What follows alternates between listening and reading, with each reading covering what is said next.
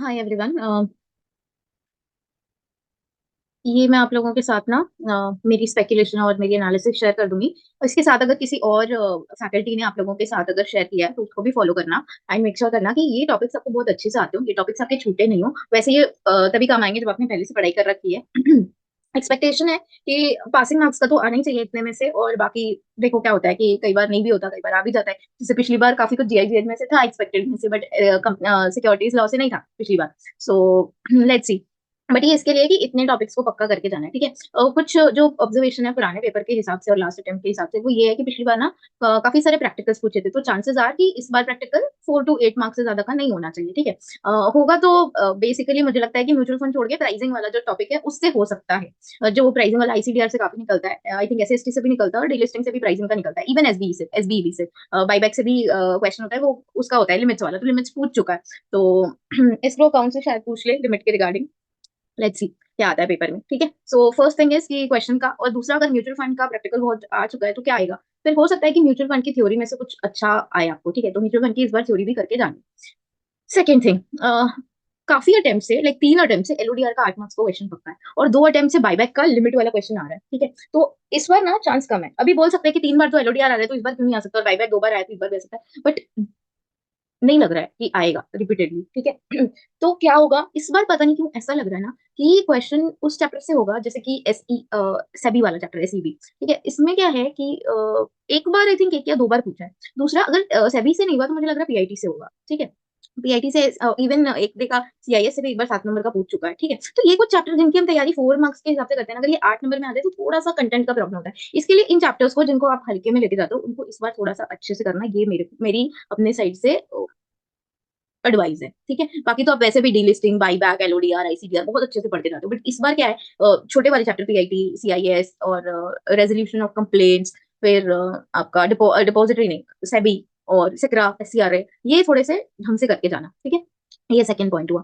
Third point, आप ना क्या करना, कुछ चैप्टर्स जो मैंने दे रखे हैं जैसे एलओडीआर, एलसीडीआर और बाईबैक, एससी, एसबीबी और पीआईटी, ये क्वेश्चन, ये चैप्टर्स के ना आप अपने स्कैनर के क्वेश्चंस प्रैक्टिस करके जाना, जिससे आपको ना जो प्रोविजन पड़ा है उसको पुट इन करना है कि मतलब अगर क्वेश्चन पूछता है तो उसका कैसे आंसर होगा। मतलब आप जब रिवाइज करो तो उसके साथ साथ आप उस चैप्टर्स को अच्छे से करो, like minimum I would say 6 attempts के पेपर, 23, 22, 21, ये 3 अटेम्प्ट के पेपर अच्छे से देख के जाना केसेस को, ठीक है। इसके साथ साथ ना एक चीज की तैयारी और करना पढ़ते समय कि मतलब बहुत सारे ऐसे क्वेश्चन आप दे रहे हैं, जैसे क्वेश्चन नंबर जो 2 होता है आपका, उसमें ना सब क्वेश्चन देते हैं, मतलब क्वेश्चन नंबर 2 का ए है, मान लो ए में 4 क्वेश्चन दे दिया, अभी जैसे बाईबैक के ऊपर है या फिर मान लो एसबीबी के ऊपर है, तो एम्प्लॉइज के ऊपर ना एम्प्लॉयड की डेफिनेशन पे ही 4 क्वेश्चन दे दिया कि उसका डायरेक्टर बनेगा कि नहीं, कि उसके सब्सिडरी का डायरेक्टर बनेगा कि नहीं। तो इस तरह की प्रिपरेशन करते समय ना छोटी छोटी चीजों पे ना ध्यान रखना। आई थिंक मैंने कहीं पे मेंशन भी किया है, यस ये रहा एसबीबी में, pricing of sweat equity share and condition for issue, तो आप पढ़ोगे उसके साथ प्रिपेयर फॉर सब क्वेश्चंस एज वेल। इसमें ना छोटे छोटे क्वेश्चन जैसे पूछ सके कि प्रमोटर को स्वेट इक्विटी शेयर मिलेगा कि नहीं मिलेगा, इस तरह की चीजों की ना तैयारी आप करके जाना कि हाँ सब क्वेश्चन में भी अगर ये एक लाइन का प्रोविजन भी है तो ये सब क्वेश्चन में पूछ सकता है, ठीक है। This would be I think buyback, SBB, सास्ट, एसएसटी, और इन चीजों के लिए आप करके जा सकते हो। इवन डीलिस्टिंग से भी इस तरह का क्वेश्चन आप प्रिपेयर कर सकते हो, ठीक है। और ये इवन जो आपका फोर्थ क्वेश्चन होता है 8 और 7 मार्क्स का, उसमें भी ऐसे सब क्वेश्चन करके ही दे रहे हैं, तो वहां पर आपको क्या करना है, ये चीज का ध्यान रखना है क्वेश्चन लिखते समय में कि आप प्रोविजन लिखने के साथ साथ कंक्लूजन अच्छे से फ्रेम करोगे सब क्वेश्चन में भी, ठीक है। प्रोविजन लिखोगे और साथ साथ फैक्ट कंक्लूजन इतना लिखने की जरूरत नहीं, क्योंकि पेपर सब क्वेश्चन के साथ साथ ना बहुत लेंदी हो जाता है, तो जहां आपने प्रोविजन लिखा ना उसी के साथ साथ, अभी कैसे करें मैम, तो एक टेस्ट पेपर ना आपको ऑलरेडी प्रोवाइडेड है, वो एग्जाम ओरिएंटेड टेस्ट पेपर है, मुझे जो लग रहा है इसमें जो क्वेश्चन नहीं है वो क्वेश्चन उसमें होंगे, ठीक है। तो वो टेस्ट पेपर भी साथ में करके जाना, मतलब अगर मुझे लिख के नहीं भी भेजो तो कम से कम साथ में उसके क्वेश्चन निकाल के जाना, ठीक है। और अगर लिख के भेजते हो तो क्या है ना कि वो एक बार चेक करने के बाद आई कैन टेल यू कि इसके आंसर्स कैसे लिख सकते हैं, ओके।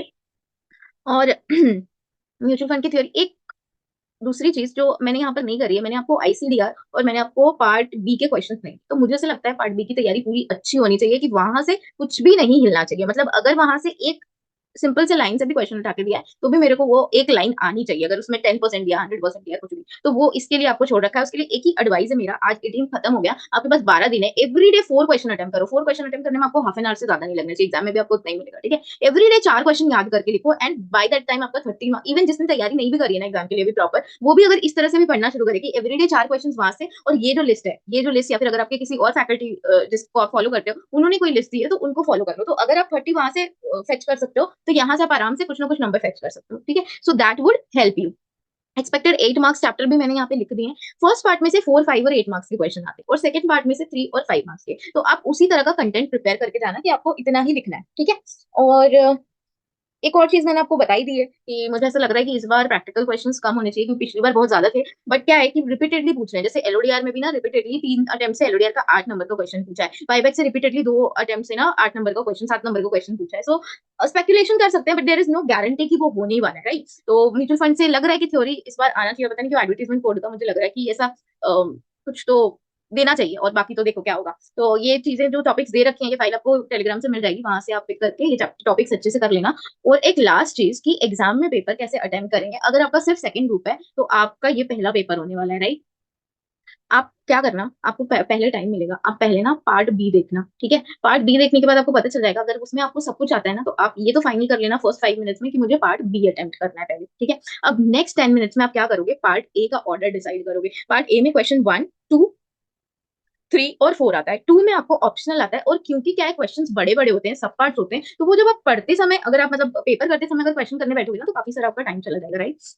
तो आप क्या करना, क्वेश्चन 2 से पढ़ना शुरू करना। क्वेश्चन 2 में फर्स्ट 10 मिनट्स में ये डिटरमाइन कर लेना कि आपको 2 अटेम्प्ट करना है या 2A अटेम्प्ट करना है, ठीक है। और उसके बाद आपको क्या करना है, वहां पर ऑर्डर डिसाइड करना है कि पहले मुझे 1 लिखना है, 2 लिखना है, 3 लिखना है, 4 लिखना है, पार्ट बी खत्म करने के बाद, ठीक है। और आपको अपना वॉच लेकर के चलना है। वॉच लेकर के चलने का मतलब क्या होता है कि मैं आपको बोलती हूँ, हर क्वेश्चन में आपको 25 मिनट से ज्यादा स्पेयर नहीं करने, 25 मिनट्स एट मैक्स, ठीक है। जिससे आपके पास हर क्वेश्चन के बाद क्या होगा, 5 मिनट का समय बचेगा, ठीक है। तो अगर मान लो कि आपका कोई क्वेश्चन ऐसा है जो आपको आ रहा है, तब तो उसको कंप्लीट करो। लेकिन अगर कोई ऐसा क्वेश्चन है जिसमें आपको दिख गया कि मेरे को इसमें 2 मिनट से ज्यादा सोचने में टाइम स्पेंड करना पड़ रहा है, वहीं पे ना पेज छोड़ दो। अगर आपको लग रहा है कि मैम मेरा दूसरा पेज जाएगा तो ये छोड़ू कि नहीं छोड़ू, छोड़ दो। ये क्वेश्चन मेरे को पूछते हैं लोग, ठीक है कि हम पेज छोड़े कि नहीं, कुछ नहीं होता। वो जो चेक करते हैं आपका पेपर, वो पेज टर्न करके चेक करते हैं। तो आपको लग रहा है कि वो पेज आपका ब्लैंक जा रहा है, तो लास्ट में आप काट देना उस पेज को, कोई दिक्कत नहीं। और उसमें एक ये लिख देना, पीटीओ लिख देना, ठीक है। तो अगर आपको लग रहा है कि सोचने में टाइम जा रहा है, तो प्लीज वहां समय मत बर्बाद करना, क्योंकि 100 मार्क्स का पेपर करके आना इज योर फर्स्ट प्रायोरिटी। तुम्हें पेपर कितना ही खराब आता हो, तब भी तुम्हें 100 नंबर का पेपर, तुम्हें कुछ तो म्यूचुअल फंड का पता होगा, तुम्हें कुछ तो डिपॉजिटरी का पता होगा। हाँ, अगर ऑफेंस पेनल्टी आ गई, वो नहीं पढ़ा तो अलग बात है, लेकिन बाकी अगर थ्योरी हो जाए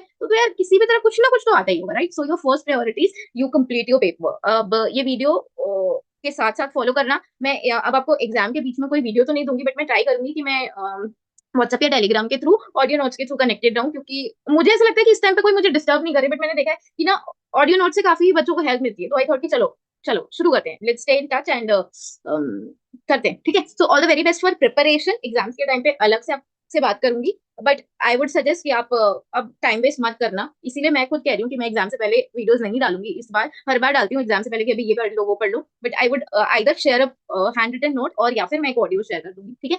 सो दैट्स इट। इसको अभी से फॉलो करना शुरू करो, आज ही अपने शेड्यूल को एडजस्ट करो, जितना पढ़ लिया उसमें ये पुट अप करो एंड स्टार्ट डूइंग थिंग्स, ठीक है। और वन मोर थिंग, जो क्वेश्चंस आप लोगों को, टेस्ट आप लोगों को दिए हैं, उसके सजेस्टेड आंसर अवेलेबल हैं। अगर आप में से कोई टेस्ट नहीं दे रहा और सिर्फ सजेस्टेड आंसर चाहिए, तो वो मांग लेना, क्योंकि काफी क्वेश्चंस आपको ऐसे लग रहे हो कि मुझे नहीं मिल रहा है।